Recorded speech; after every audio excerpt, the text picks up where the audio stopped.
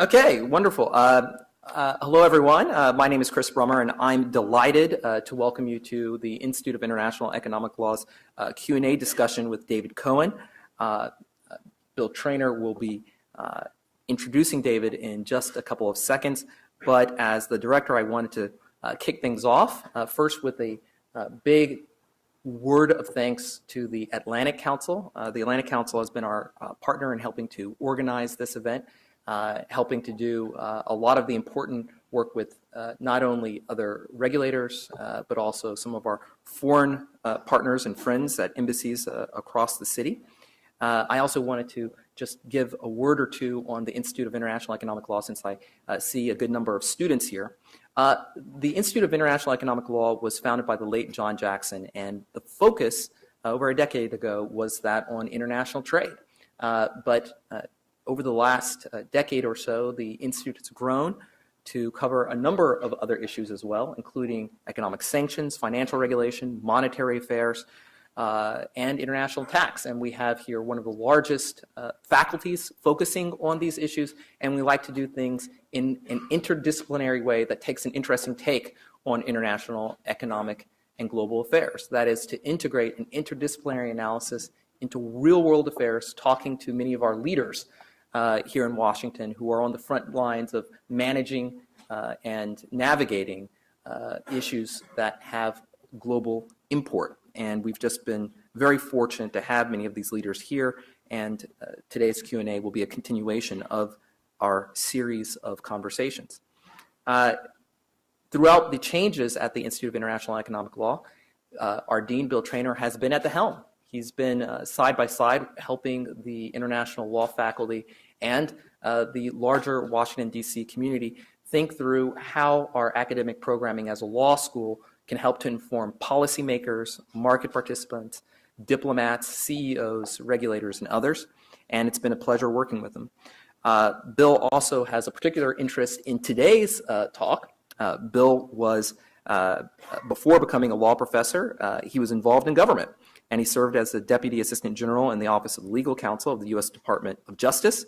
And before that, he was the Associate Counsel of the Office of Independent Counsel during the Iran-Contra investigation, the gift that kept giving for a while. I want, as a result, I really did want to have Bill here have the honors of doing the introductions for David and to help shepherd us into our discussion today. So, Bill Traynor.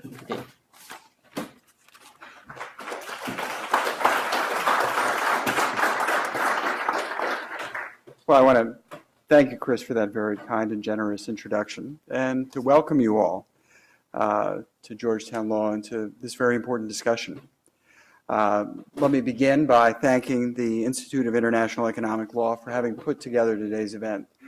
Under Chris's leadership, Iiel has grown to become one of the premier forums for policy discussions, and I really want to recognize him for having conceptualized the role that Iiel can play and then making it a reality. Over the last 2 years, and with the active participation of nearly a dozen renowned faculty members in finance, tax, and trade, we've enjoyed cutting-edge programming with ambassadors, general counsel, regulators, and CEOs, and we're delighted to once again welcome reporters, C-SPAN, students, and leaders of the Washington policymaking community. And echoing Chris, I also want to say how pleased we are to be co-sponsoring today's events with the Atlantic Council. Georgetown, the Iiel, and the Atlantic Council share a common goal of promoting constructive leadership and engagement in international affairs. In today's increasingly complex world, it's imperative that we do all we can to promote just that, constructive leadership and engagement in international law and policy. And that's what Iiel is about. And it's just a delight to have the Atlantic Council join with us here today. Now, David, we're particularly honored to have you here with us today. Before getting into our Q&A, first of all, let me begin by thanking you for the government service you've rendered. That's something that we particularly value at Georgetown Law, and we value it always, but particularly on this, this very significant day. Today is the anniversary of September 11th, 2001. And that date always gives one pause to reflect on where we are as a nation, what we value, and what we stand for. The day provides a collective moment of introspection. And this has never been truer than it is today. And it's never been more necessary than it is today, as we face enormous national security and other challenges that will shape global economic governance, the international order, and perhaps the very future of our democracy. So it's therefore fitting that we gather together today on the anniversary of 9/11 with these discussants to examine the current and evolving U.S. sanctions regimes as they pertain to Russia, Venezuela, and North Korea, all nations that are the subject of potentially serious geopolitical discussion. And while Russia, Venezuela, and North Korea are in the news quite a bit these days, there seems to be less than optimal public understanding of the different sanction regimes, their likely success, and the national security issues that drive the background. And that's why we're so honored, and we're just lucky to welcome David here today. David Cohen served as Deputy Director of the Central Intelligence Agency from 2015 to 2017. As the agency's second in command, he managed the CIA's domestic and worldwide operations and oversaw its strategic modernization. He also led the agency's performance of its 5 core missions: foreign intelligence collection, all-source analysis, covert action, counterintelligence, and foreign liaison relationships. In addition, David led special projects focusing on the impact of new technologies on the agency and how best to work with U.S. companies to advance the CIA's mission. And notably, in light of our conversation today, David served as the CIA's second most senior official during the Russia hacking investigation. At the conclusion of his tenure, David was awarded the Director's Award and the Distinguished Intelligence Medal, which is the agency's highest honor. Before becoming Deputy Director, David already had a remarkable record of public service. He served for 6 years in the U.S. Department of Treasury in 2 key positions responsible for following the money. From 2011 to 15, he was the Senate-confirmed Undersecretary for Terrorism and Financial Intelligence.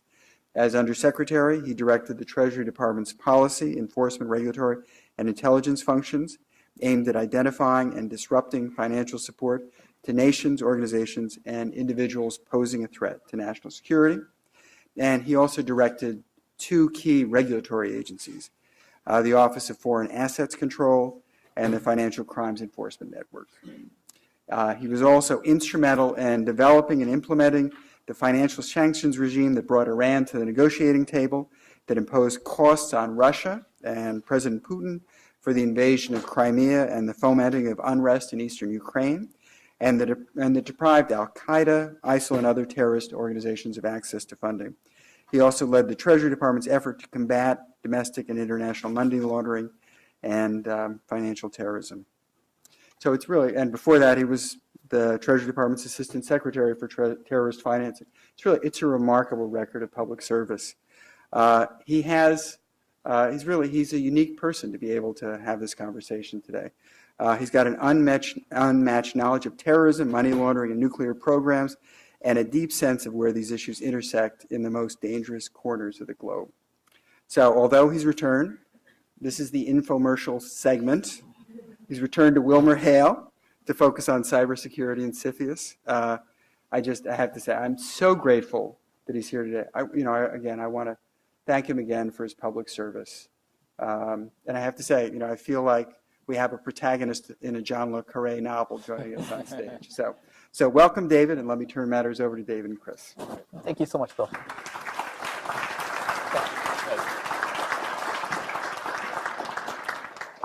Okay, well, I guess it's good to just sort of jump right into things, David. As an introductory question, I think we should have a bit of a framing conversation. What, right now, would you say is the state of play when it relates to sanctions? And how would you see the Trump administration's conduct and use and deployment of sanctions as being different from that of the Obama administration? Sure. Well, first of all, let me thank you, Chris, for inviting me.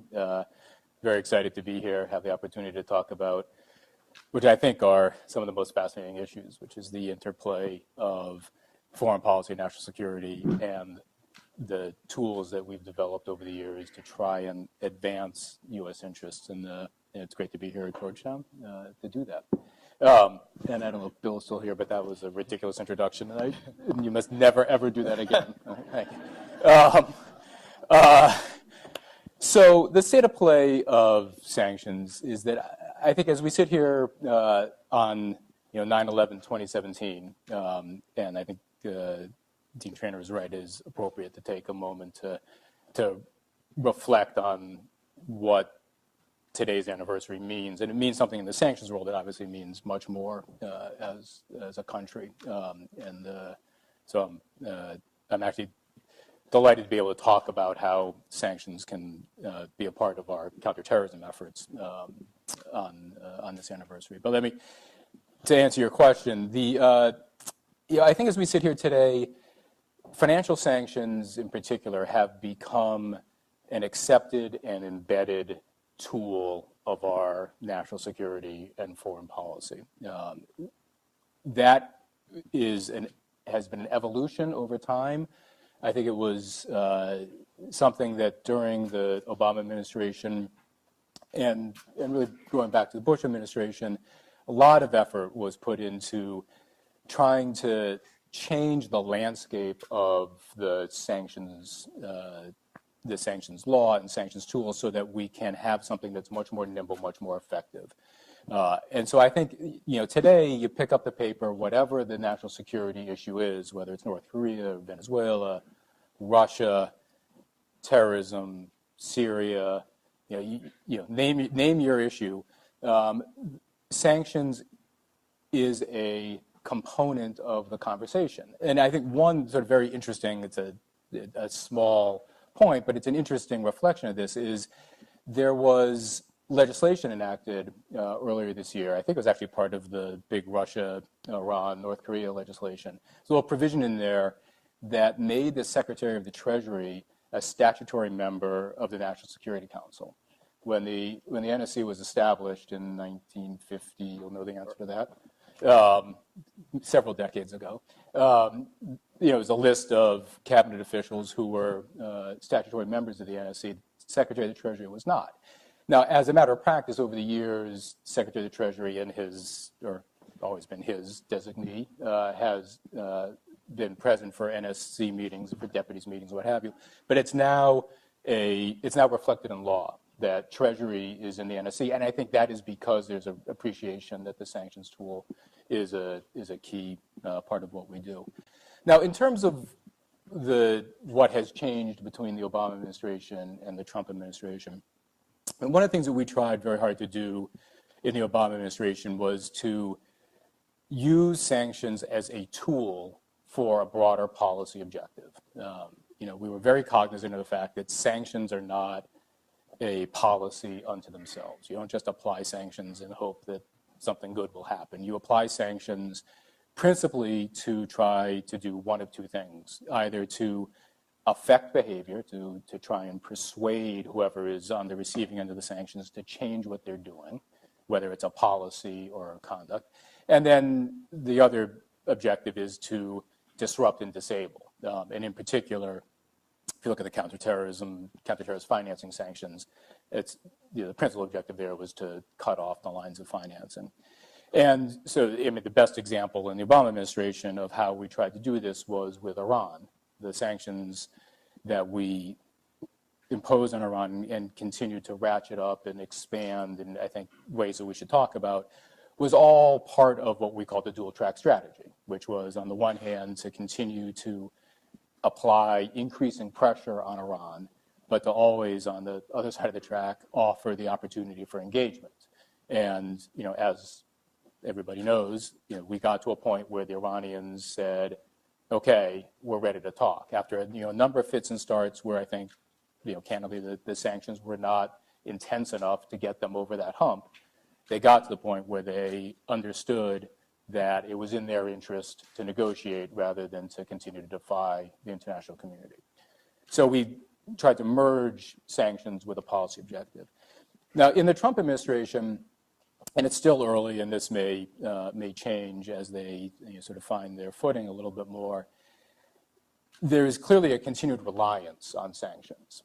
You've seen it in Venezuela, where they have issued really two different types of sanctions, sort of the standard additional sanctions that are designed to disable and disrupt, but then recently, just a few weeks ago, some very interesting financial sanctions aimed at the Venezuelan government's ability to finance itself. So there's a lot of continued use of sanctions in Venezuela. There's a lot of talk in North Korea. There's some discussion, of course, of whether to relieve the sanctions on Russia. But what we don't see, I think, quite yet is a close tie between the use of sanctions and a policy objective. I have tried to figure out what our policy is in Venezuela. I think it's interesting. And other than as an expression of revulsion of what's going on there, which is a worthy and appropriate reaction, it's not clear to me that the sanctions that we're applying are designed to achieve a particular outcome. Likewise, and we should talk about North Korea as well, it's sort of unclear how the sanctions that have been discussed with respect to North Korea are tied to what our North Korea policy is, and I think that's in large part because we don't know what our North Korea policy is.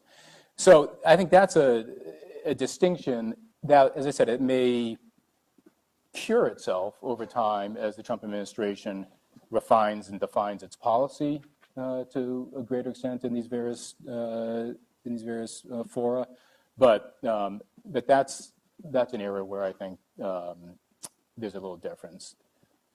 Well, we certainly do see at the moment an effort just today over in New York at the United Nations. The Trump administration is seeking to, in effect, stiffen sanctions internationally. I guess tied to your earlier question, number one, how important is the multilateralization of sanctions in order to achieve policy objectives, and does it differ dramatically across different countries, number one? And then number two, does that multilateralization process inherently require more strategic thinking when it comes to policy objectives? Yeah. The multilateralization of sanctions is essential for them to be truly effective. That one of the reasons that financial sanctions work, just to be totally candid, is that we have the world's most important economy, the world's most important financial sector. The U.S. dollar is the currency of choice for a huge proportion of international transactions. Those dollar transactions, whether the transaction is between Belgium and Azerbaijan, if it's a dollar-denominated transaction, it's going to come through New York. And so we have an enormous positional advantage in developing financial sanctions here in the United States because we have jurisdiction that expands around the world. That being said, for sanctions to truly be effective, you need international buy-in. You need other countries not just to be forced to have their businesses and their people subject in some respect to our sanctions in some instances, but you want those countries to embrace the policy objective. That was critical in the Iran context, and you can see it as an important part of the discussion with North Korea. And so going back repeatedly to the UN Security Council to get resolutions that impose sanctions, and that also, importantly, these resolutions don't just impose sanctions, they also establish the international community's uniform judgment on what North Korea is doing. And that is an important aspect of developing this policy consensus so that you have countries around the world to magnifying what we're doing domestically with what they can do under their own laws. So if I don't want to put certainly words into your mouth, but what I'm getting a sense of is, number one, when you're trying to impose and pursue your international strategy, number one, you should have a strategy. But then that gets to the question as to what that strategy is. Yeah. So on the one hand, it can be to achieve a certain foreign policy objective. But then you're also asking or you're implying that economic sanctions may not necessarily be the best tool to use if what you're trying to do is not necessarily change behavior, but to either express opprobrium or to punish just for the sake of punishing. Right. Well, I mean, one of the fundamental precepts of sanctions is that they're not punitive. Okay? The idea underlying sanctions is they're administrative action. I mean, so we're in a law school. I'll do like a 30 seconds on the law part here, right? When the basic governing statute is IEPA, the International Economic Emergency Powers Act, that gives the president the authority to issue an executive order that then delegates the authority to impose sanctions. It's an administrative process. The Office of Foreign Assets Control in the Treasury Department is an administrative agency that actually applies the sanctions based on the executive order that the president signs that sets out the criteria. But the idea is that if the person who is subject to the sanction changes their behavior and is no longer doing whatever it is that got them sanctioned, that the sanctions will be lifted, they'll be delisted. And OFAC every year delists hundreds and hundreds of people and companies because they have made the case that they are no longer doing what it is that got them sanctioned. So bearing in mind that the idea behind sanctions is to change behavior, it isn't a great tool to punish. And it, frankly, I think confuses the use of sanctions and in some respects impairs the ability to get international consensus around the use of sanctions if it is viewed as purely a punitive tool. To that end, and this gets back to our initial question, because I think there's a lot more to flesh out. What is it about the sanctions, and I guess we can go country by country, but do you see any limitations in the sanctions strategy in terms of achieving even the objectives that you sought and your colleagues sought in the Obama administration? Do you see any deployment of the sanction strategy now that would at least undermine some of the U.S. policy interests and strategy that you had 6 to 9 months ago? Beginning, I should start with North Korea. Look, so North Korea is to state the obvious, a really interesting case. North Korea has been subject to sanctions for many years, and there's some view among those who follow this that sanctions have been totally ineffective and that sanctions cannot be part of the solution to the North Korea problem. My view is that that's not right. That if you allow for the possibility that there is a negotiated resolution of some sort with North Korea that will tamp down the danger of a basically uncontrolled North Korean nuclear and ballistic missile program, which is, I think, a very small possibility. I mean, I think today Kim Jong-un is not so interested in negotiating about his nuclear program. And it may be that he's never interested in negotiating about his nuclear program.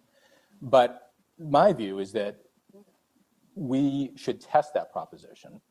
But to test it, we need to have a qualitatively different approach to sanctions on North Korea, not the sort of continued additional designations of this person or that entity or even this bank, but to really significantly ramp up the pressure on North Korea. And we can talk about how to do this, but it is doable. It is not the case that North Korea is sanctioned out or the most sanctioned country in the world or anything close to it. There's a lot that is left.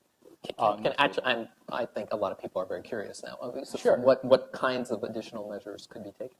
So we could essentially, so let me back up. Okay.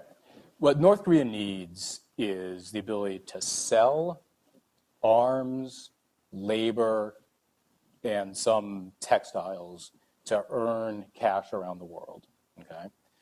It needs to then take that cash, put it into foreign bank accounts, use it from those accounts to purchase things to then ship back to North Korea, because the North Korean economy is not self-sufficient.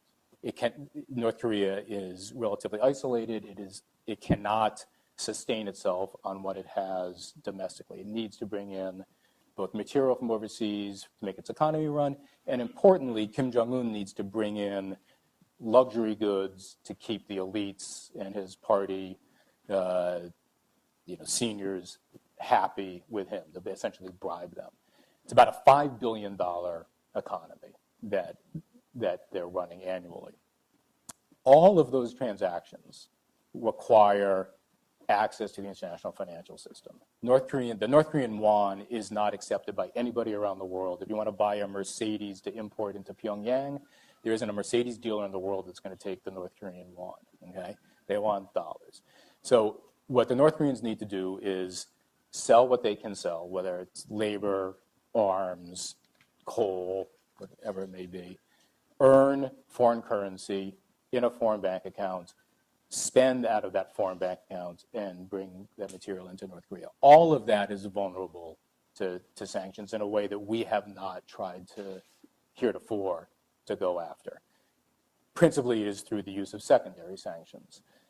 So secondary sanctions are designed to affect transactions that don't directly touch the United States. So the best example, going back to Iran again, is we designated a business in Iran for supporting the Iranian nuclear program. So that entity is cut off from the U.S. Any bank account they have in the U.S. is frozen. They're cut out of the U.S. financial system.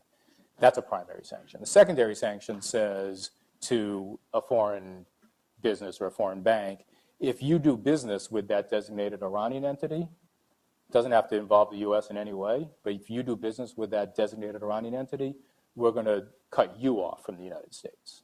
Okay? Very powerful tool. We used it to great effect in the Iran context. We could use it in the North Korea context.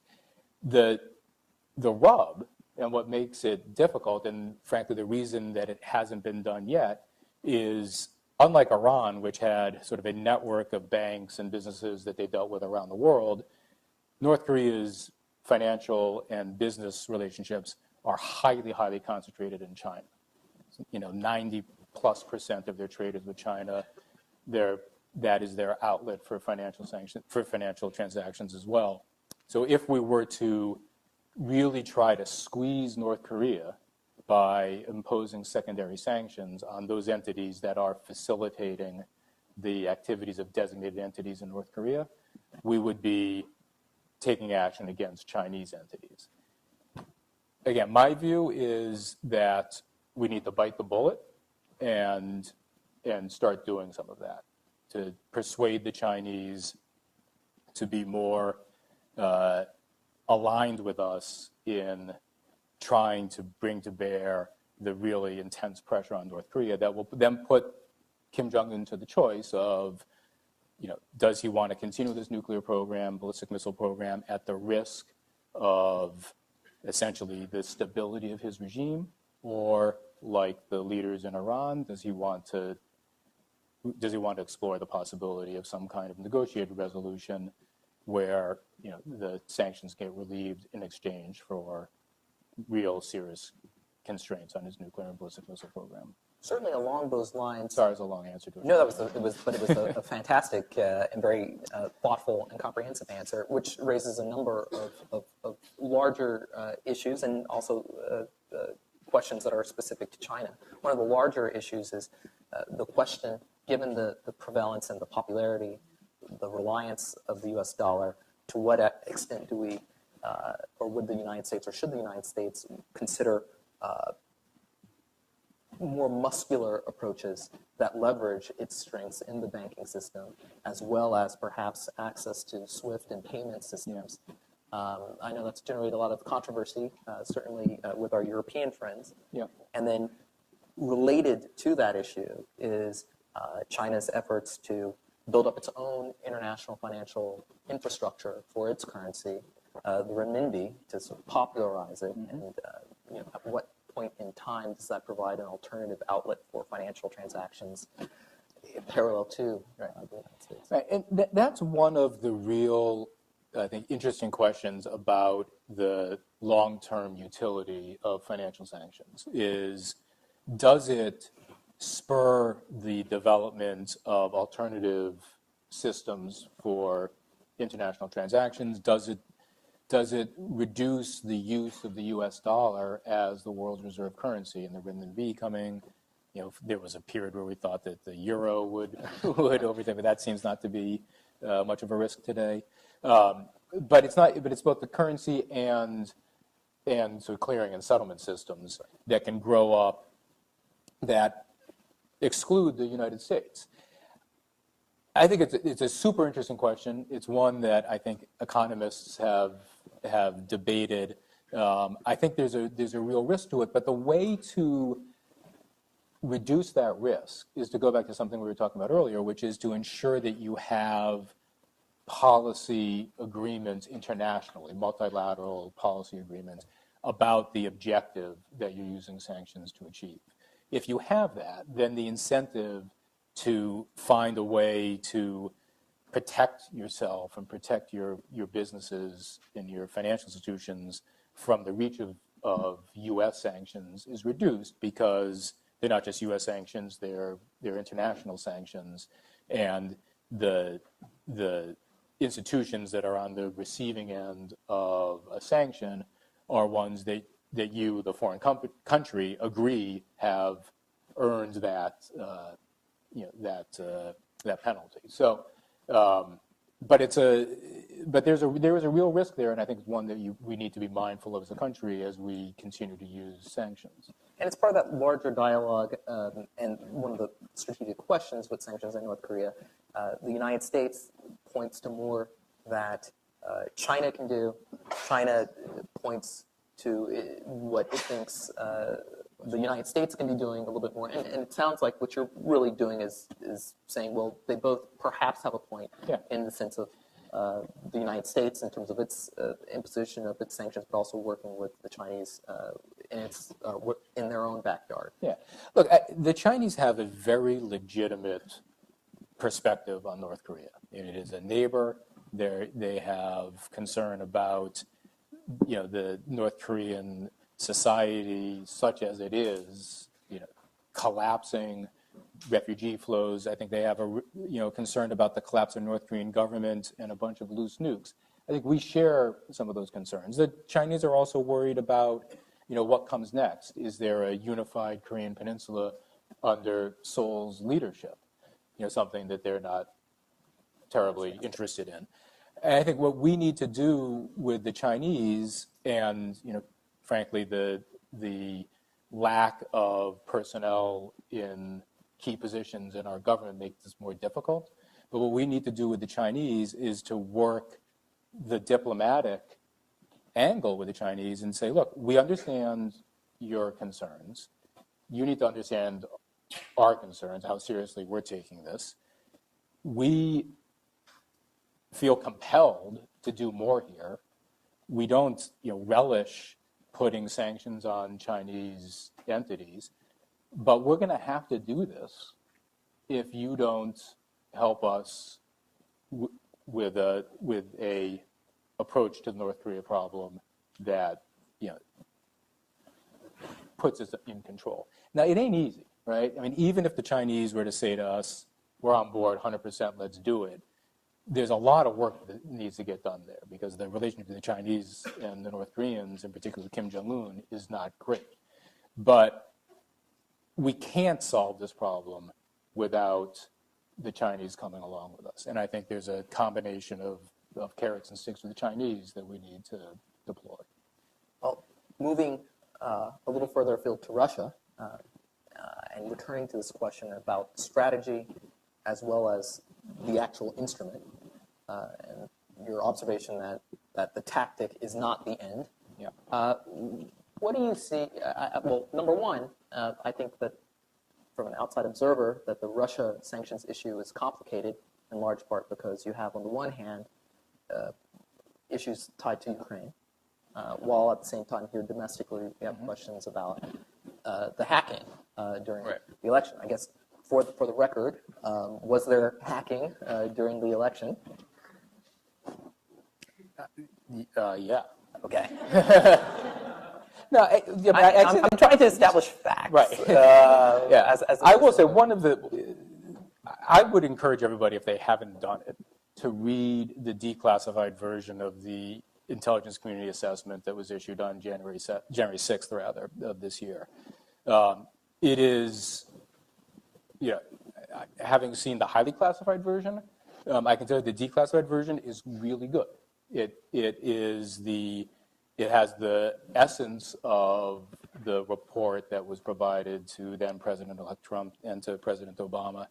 And it concludes with high confidence, right? And this was the CIA, the NSA, the FBI, and the DNI, that Putin himself set out to interfere in our election and did so, I'm not going to get the language precisely right, but did so through the use of info.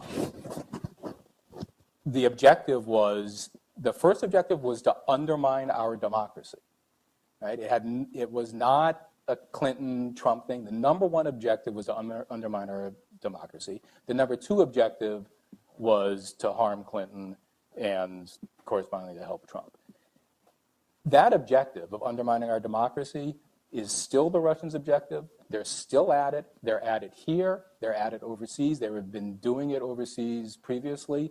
It is, a hugely important national security issue for this country, and I get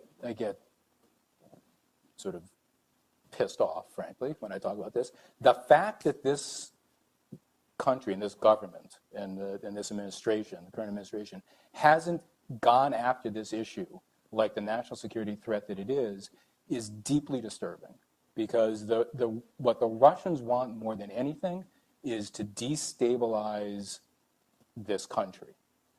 And we saw it in the last election. We're going to see it again in the 2018 election. We see it in Europe. This is the Russians' MO. They're very good at it.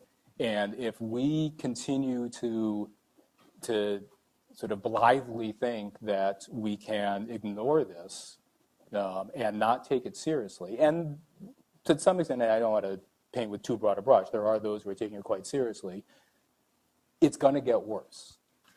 And we as a country need to recognize that. Certainly there were some steps taken by the Congress. Yeah. Sorry, you had a question? Yes. In light of the national security threat posed by not just past interference and our national dialogue in terms of moving through that interference, but also preparing ourselves for a potential second or third wave of interference. I guess number one, and I think I'm trying to the extent possible, and you can tell me whether or not it's not a correct wave. I'm going to try to disentangle Ukraine for the moment from the hacking, and you can tell me if that's a wise way of taking it. I'll just focus on the hacking for the moment. How would you view the steps that have been taken, if not through the executive branch, at least through the congressional branch? On the hacking, in particular, the congressional steps, Yes. I think have been, it's a work in progress, I would say. I mean, I think, you've got both the Senate and the House Intelligence Committees in the course of inquiries. I think the Senate is probably further along than the House on this.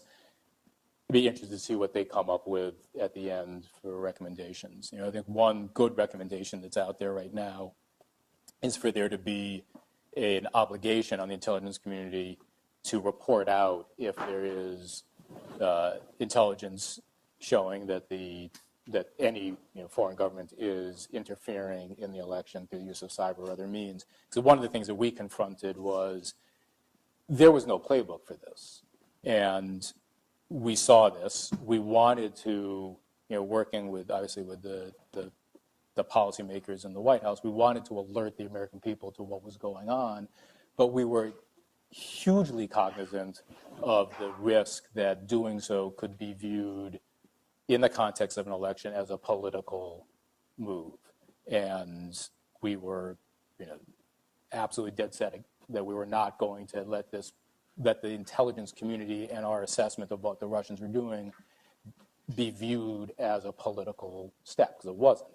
And so there was the October 6th statement or October 7th statement from the DNI and DHS. But there was a lot of difficulty in sort of figuring out exactly how to do this. So I think one thing that Congress has been thinking about is a requirement to report out so that my successors don't have this difficult decision about whether to speak or not. Legislatively, and I think this is where the cyber and the Ukraine issue come together. I mean, Congress did, in the legislation that was passed a month and a half ago or now or so, have some provisions in there on cyber hacking. They were mostly codifications of existing executive orders. They didn't do much on to give new tools essentially, or to impose any sanctions. Can I use just a little digression onto the legislative side of things? Like one of the trends in sanctions right now that I think is worrisome is the role that Congress is playing. So, and let me be really clear about this. Congress has a hugely important role in foreign policy and in sanctions policy in particular. Legislation that Congress has enacted over the years has been enormously helpful, whether it's Iiel, which we talked about earlier, or laws that were passed in the Obama administration that gave us new tools to, particularly in the Iran context, to go after Iranian oil sales and go after the ability of the Iranians to earn revenue from the oil that they were able to sell. That legislation was crafted in a way with a lot of interchange back and forth with the Treasury Department that allowed there to be some flexible application of the tools. It gave the executive the ability to, turn up, turn down, modify within, the parameters that Congress set, which is entirely appropriate, but it allowed the executive to faithfully execute the laws and to be able to have some nuance in how this played out. The Russia legislation that Congress enacted earlier this year that the president signed because he had no choice, but a hugely veto-proof majority it was passed, moved Congress into a place where they're much more prescriptive in what the executive needed to do. There's still a little bit of play in the joints, but it's much narrowed down. And it's both substantively and procedurally. So substantively, Congress codified a series of executive orders that had previously had sort of discretionary authority, and they tried to make it mandatory, some mandatory secondary sanctions. And I think really, in a worrisome way, procedurally, Congress took on the role of checking the executive and checking the Treasury on either licenses that OFAC may grant to relieve a little bit of the way the sanctions would apply, or on delistings, taking people off the sanctions list. Now, Congress felt the need to do that, I think, for good and valid reason. There was a real fear that President Trump was going to relieve a bunch of the sanctions on Russia without having seen the change in policy that we were looking for with respect to Ukraine and Crimea. But it is a unfortunate consequence of the Trump administration and the president in particular's approach to Russia that Congress felt the need to sort of tighten down the sanctions legislation in such a way, I think it becomes very difficult for the administration now to use that tool in the flexible way that I think well-designed sanctions authorities can be used. So in other words, by keeping a check on being able to unwind the pressure, it also at the same time removes a tool for economic diplomacy. That ultimately, when you're trying to figure out a way to change that behavior, there's really not a lot on the table that the president can offer. Absolutely. And so in the Iran, in the sort of the a macro sense, in the Iran negotiations, the basic trade was we will relieve sanctions if you change your behavior.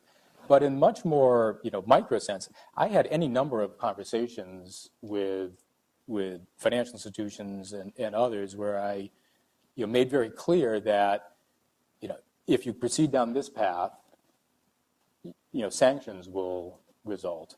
But if you proceed down this path, we'll be able to relieve them. If my successor doesn't have that flexibility to use sanctions, I think, as I said, in the way that they were designed, which is to change behavior, if it sort of locks in what is essentially a punishment, then you've fundamentally altered the sanctions tool in a way that I think makes it much less useful for us going forward. I'll, I guess, end with one last sort of series of questions that are tied together. When we were discussing North Korea and North Korea sanctions, we talked about how important it was to have the Chinese on our side, even though they are effectively a third part. Well, certainly the nuclearization of the Korean Peninsula has global implications. When it comes to Russia, the Europeans are very much involved, and they have their own interests.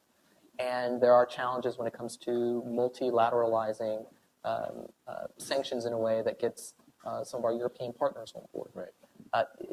Maybe if you could just offer one or two comments or observations as to how that can be implemented. And then finally, even as you return to private practice, lots of private market participants have questions, both about the evolution of sanctions, the clarity of policy that would allow them to sort of stay ahead of the regulatory curve. How do you go about dealing with that particular challenge? It's interesting. Actually, those two things are closely tied, the market participants and how the Europeans look at sanctions. They are, as a rule, the Europeans tend to be much more responsive, I think, to the concerns of their business community than we have been here. And so in the Russia sanctions, we spent a lot of time working with the EU to try to have as much parity between what we were doing on Russia sanctions and what the Europeans were doing. And we got basically there. And, and to some extent, what the Europeans were willing to do was a governor on what we were prepared to do, because we didn't want to get out ahead of the Europeans. And if you look at sort of comparative economic exposure, Europeans were way more exposed to Russia than we were, and if they weren't prepared to take a certain step, it didn't make any sense for us to do it. So, in that context, we worked very hard to try to have an ongoing dialogue with European counterparts, or at the EU level or at the member state level, to ensure that we were walking more or less in lockstep. Again, that was in part because the Europeans were hearing from their businesses that had much more exposure to Russia about the impact there.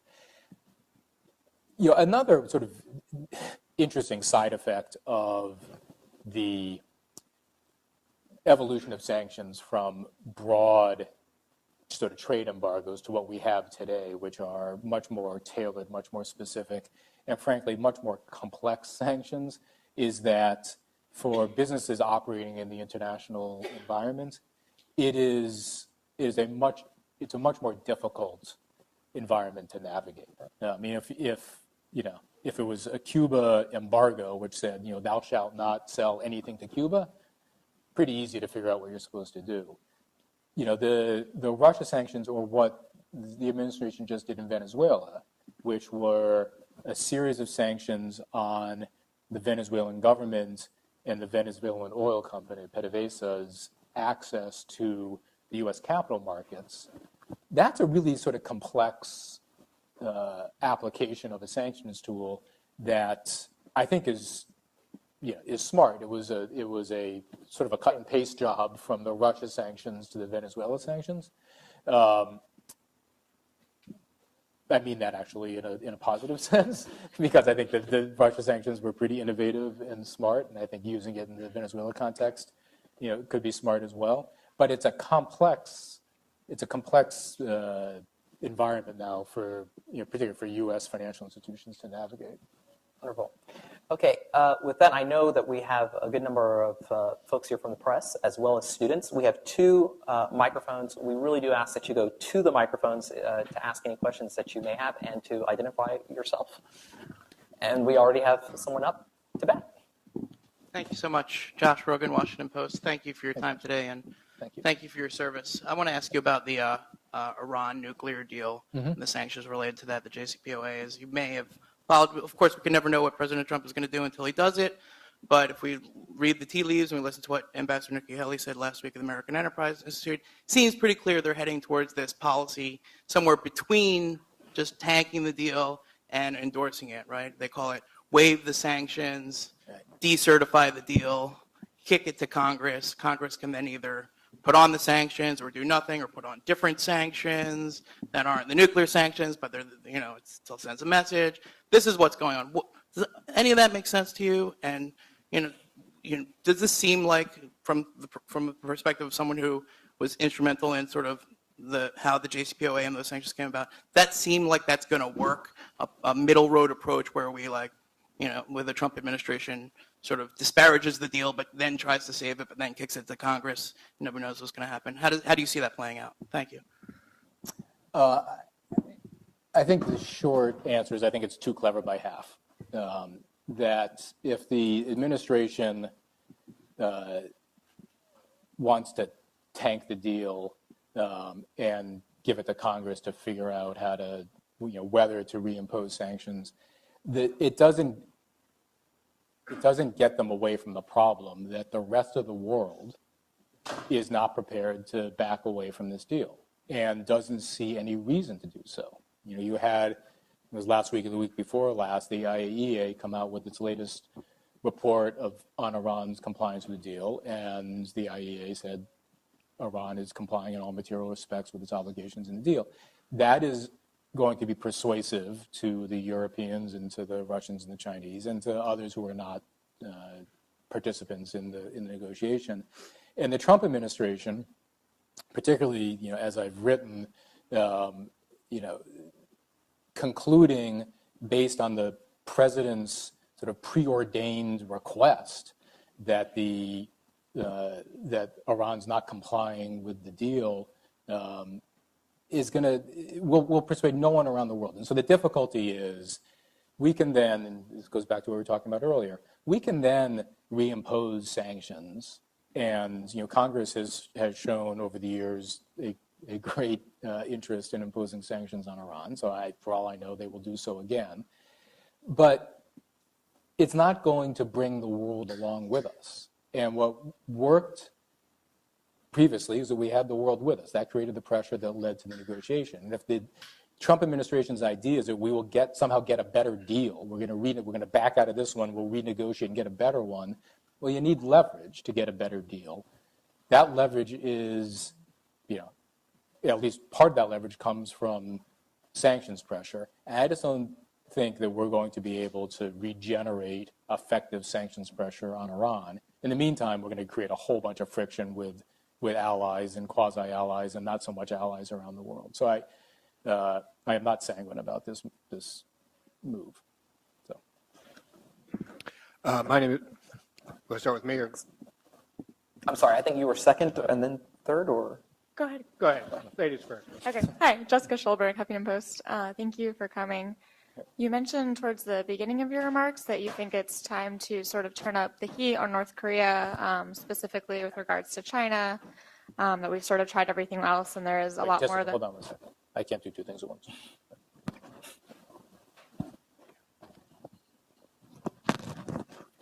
Okay, sorry. No worries. We start again?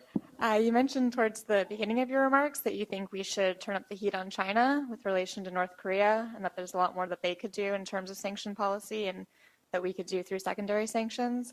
Can you describe what the thinking was during the Obama administration on this? I mean, they obviously did not do this, and obviously there's a lot of talk on this. Like, what was the hesitance? Where was it coming from? What was the reason that that policy ultimately was not taken?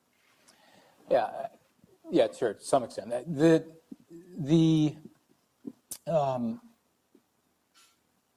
debate about what to do to try to bring to try to bring China more into the game on North Korea has to be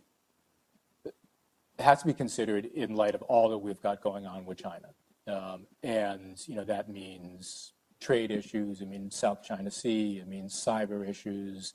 It means China's relation with its neighbors in the region. The One Belt One Road initiative. I mean, we have a huge number of really important issues with China, and you can't put pressure on all of those issues simultaneously. You've got to pick and choose a little bit, and that was the debate then. That's the debate now. It ought to be the debate now anyway. I'm obviously not in the room, but I'm sure that these other considerations are being brought to the fore. And so just my personal view is that we need to prioritize the North Korean nuclear issue. That means we're going to have to let other stuff go. You can try to thread those needles as best you can, but you can't do everything. And I think that's the fundamental conundrum in this, is that we've got a lot of things with China that matter a lot to us, but we just have to take a sort of clear-eyed view of what the North Korean threat is and what we want to do about it. Now, can I just say one other thing about the North Korean threat? For sure, a North Korea with a nuclear-capable ICBM that can range the U.S. is a serious problem. As we sort of figure out what to do about this in the near term, need to avoid taking what is an urgent and important national security problem and turning it into a crisis. And the best way to do that is to make Kim Jong-un think that we are about to invade and overthrow his regime. And so we were talking earlier about there being a little bit of policy churn on the North Korea issue. You've seen some people in the administration talk about diplomacy and sanctions. Those tend to be the people in the military. And then you've seen other people in the administration talking about locked and loaded and fire and fury. Those tend to be people who don't have any experience with military matters.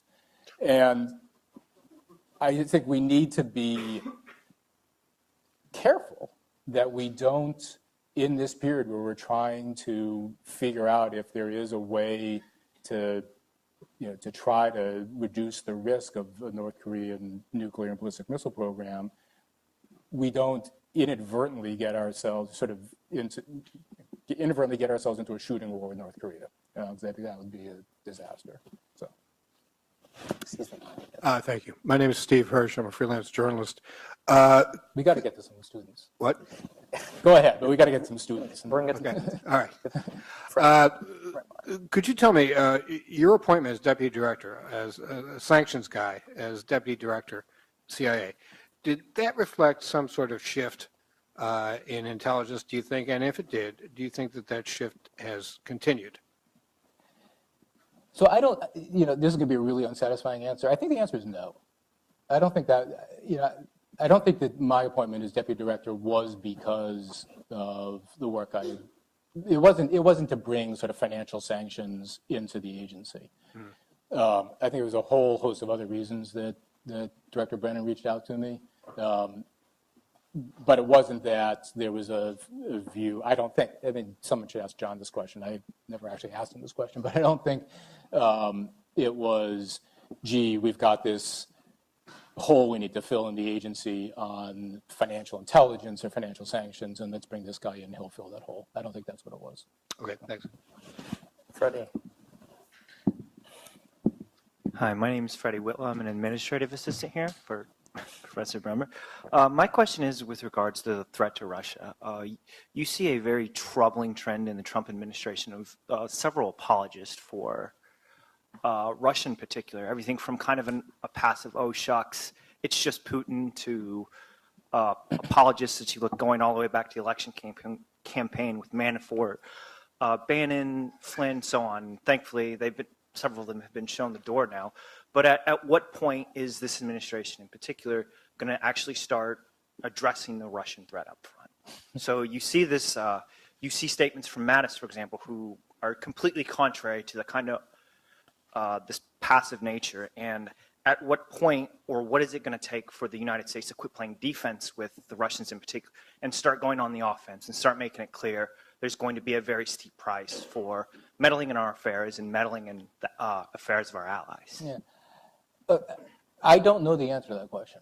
I left on January 20th at 11:59 a.m. Right? And so, I have not been part of this current administration. And as I said earlier, I do think that there is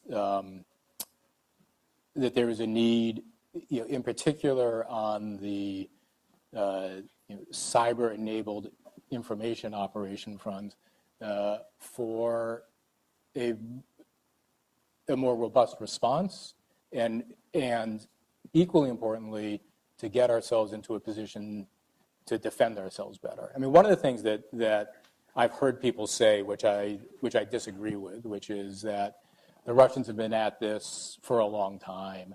In some respects, this is nothing new. They've done this before. I just think that fundamentally misses the point. This is, for sure, the Russians have done information ops in the past. They used to try to infiltrate, student groups or whatever. But this was an attack on our democracy, and it was very sophisticated, and it was using tools and means that didn't exist previously. And that's something I think we need to come to grips with as a country. But to answer your question, I don't know when or if this administration is going to take a more aggressive posture on that issue. Okay with that.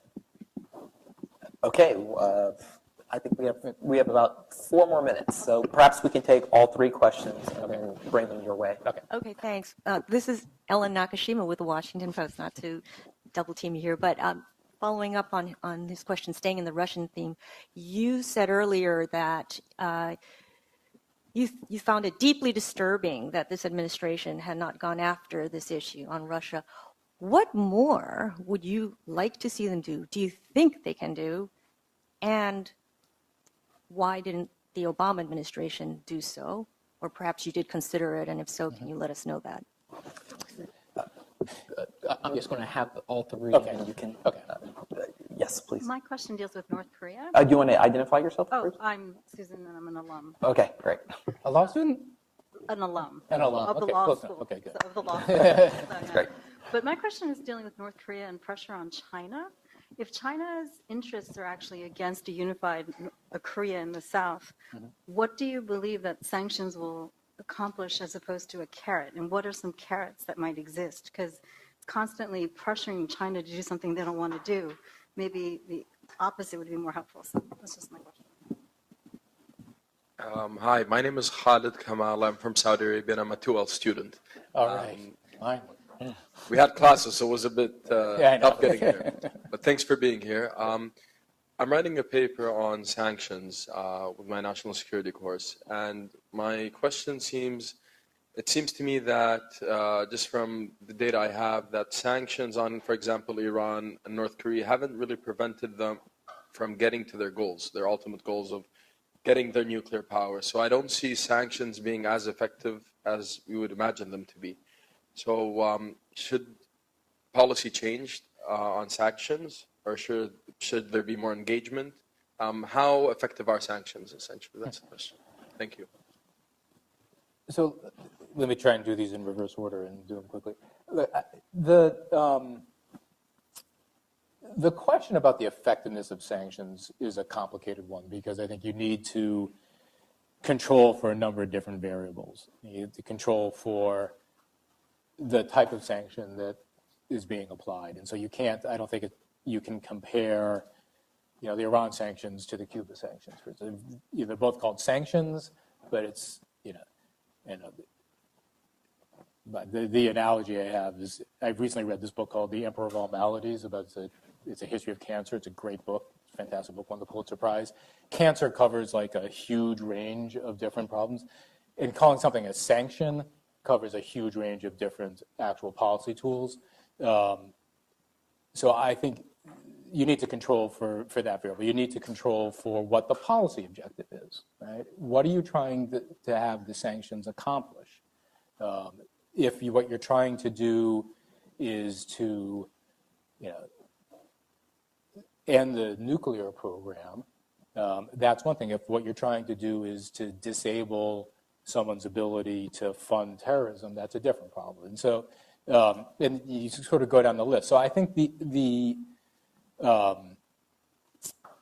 there is no sort of one sort of pat answer to whether sanctions are effective or can be effective.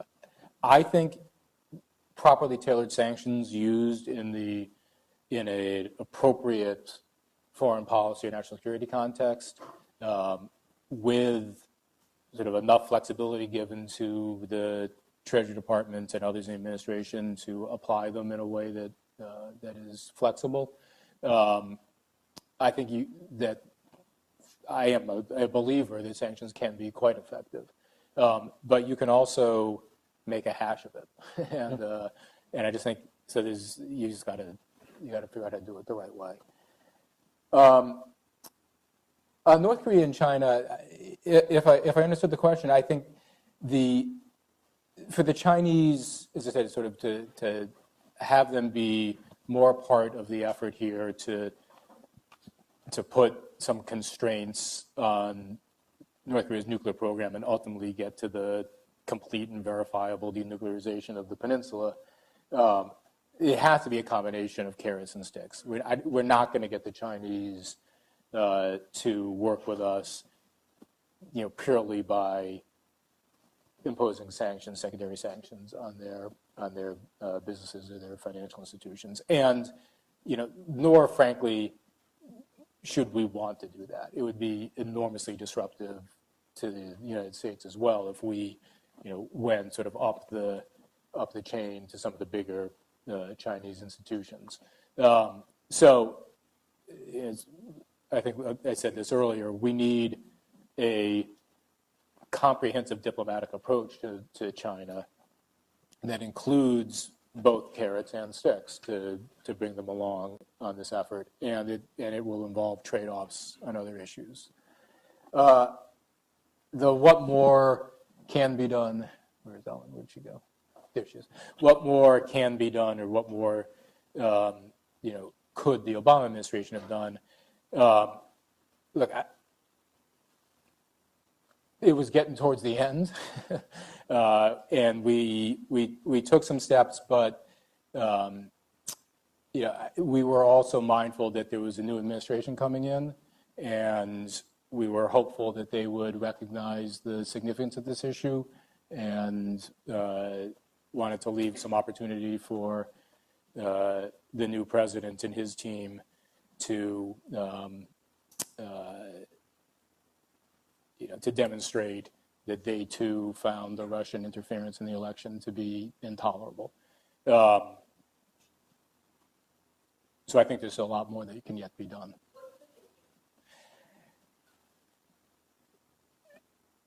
So I'm not going to, there are a lot of things that can be done. There are things in the sanctions realm. There are things in the policy realm. There are things in sort of across the, if you think across the tools of American power that we can do. I'm not prepared to sort of give a prescription of the specific steps that this administration, can do today. But there's a lot that's left in the chamber that hasn't been used. And one thing that cannot be done is an extension of our time. But thank you so very much, David, for coming. Thank you all. This was a wonderful conversation. Thank you. Thanks.